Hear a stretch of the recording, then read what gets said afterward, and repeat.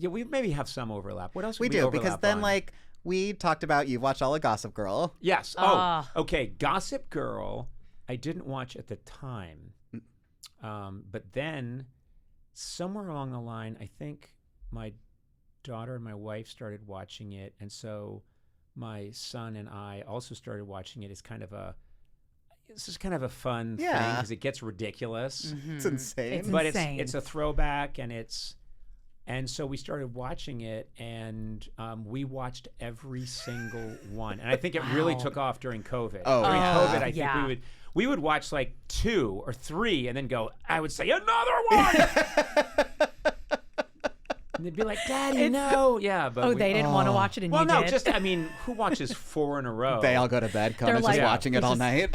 Watching the What's entire Serena thing. gonna do? Just watching every combination of Friends hooking up with everyone else. Yeah. I don't think they missed one.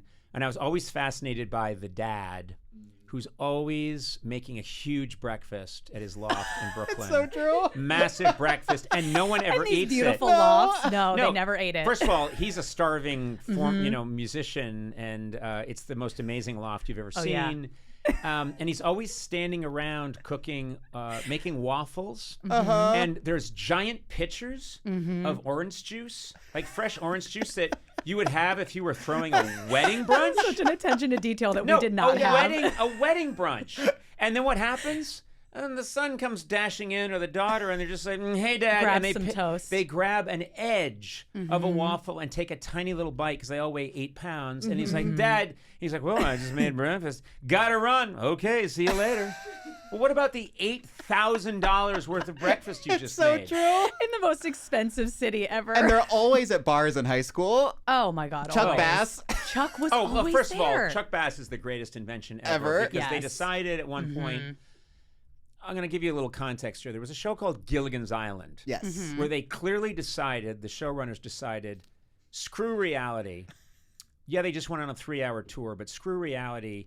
The Howells, who are millionaires, they brought thousands of trunks that contain everything. So in every episode, if they need a suit of armor, they have a suit of armor because the Howells had it. Wait, on a 3-hour pleasure cruise? But they just decided you don't even make fun of it anymore because they clearly said, screw it. The Howells have a portal to a magic world that gives us whatever we need. And what I liked about Gossip Girl is they just decided Chuck Bass. Yeah, he's 16 in the first episode. Which is wild. Which is great. Which is, I'm at 16 battling acne and hoping my voice drops and wearing really corduroys that are too short because they used to be worn by my brother, hand-me-downs, and kids are making fun of my short corduroys. Chuck Bass is wearing a Ralph Lauren tuxedo. Yeah. And he's saying things like he'll be sitting in his apartment with like a glass of some kind of liqueur, and he'll be wearing a smoking jacket that's perfect, and he has the biggest fireplace you've ever seen, and fire going behind him to create that look that he's the devil. Yeah. And he'll call someone in who's a parent at the school. And the guy will be like, Chuck, why did you invite me here? And he'd be like, I've taken control of Billings Industries. You can't. I built it with my lifetime. You'll find that I now own a controlling stock. You can see yourself out. By the way, could you do my biology Yeah, these homework? kids are in high school. They're in high school. But I love that the smart shows like Beverly Hills 90210 or Gossip Girl figure out that it's about wish fulfillment. That all of us, one of the reasons that I always thought 90210 worked is that it's what I want to think I was in high school. Which is that I could grow incredible sideburns, that I had a credit card, knew how to talk to women, had a really cool car parked out in front of the high school. This wasn't you? No. I got news for you, pal. And they just have this, they carried themselves like they were world-weary 55-year-olds. Yeah.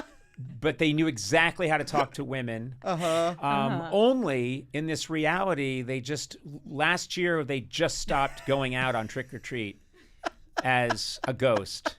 Do you know what I mean? Yeah, no, I know exactly. They just, but I loved it. And, I gotta kick this heroin. Whatever adult problem they're having. So many problems. Yeah, but I mean, it's the same thing with Gossip Girl. And so, yeah, I think I've grown closer to the 90s because I talked to so many of these people on the show. Christina Ricci, in her Addams Family days, would come on the show, and I loved talking to her. And she was just on the podcast recently. And I felt a real kind of paternal feeling because we lived in the same apartment building, and I loved those Addams Family movies, and she would come on the show in the 90s as, it's Wednesday, Addams. And, she's had this spectacular career, and she's a full-on adult woman who's had a life and a family, and I don't know, there's part of me that has an attachment to her from that era. Because you watched them grow up. Yeah, that's how you see her. You watch them grow up. I mean, the kids from The Sopranos, I remember talking to them, I think when I was in town in LA for the Emmys, and this would have been in the 90s. I think The Sopranos had just started. Mm-hmm. And they were like, gosh, gee, hi, Mr. O'Brien. Oh. It's just so nice. Yeah. I like that. I like that if I ran into them now, I would still feel the same way. Like, well, how are you getting home? Yeah. You okay? Here's $20. You all right? Your parents know where you are? Should I call your parents? Yeah. Jamie Lynn Sigler was on the pod. We did, and I did her podcast. And it was just so nice. Yeah, that was really. It's a nice bond to have. I have a real affection for the 90s because that was my.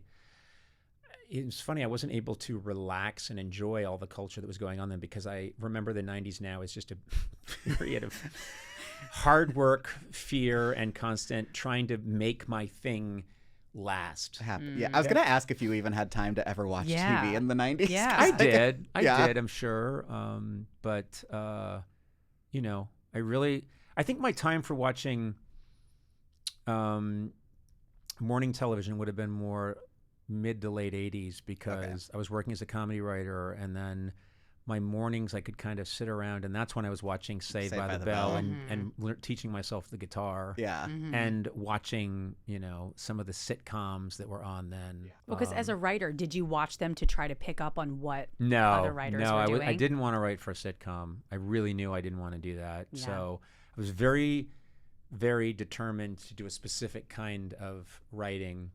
And I had a writing partner, Greg Daniels, who's done, just invented every great show that you can think of.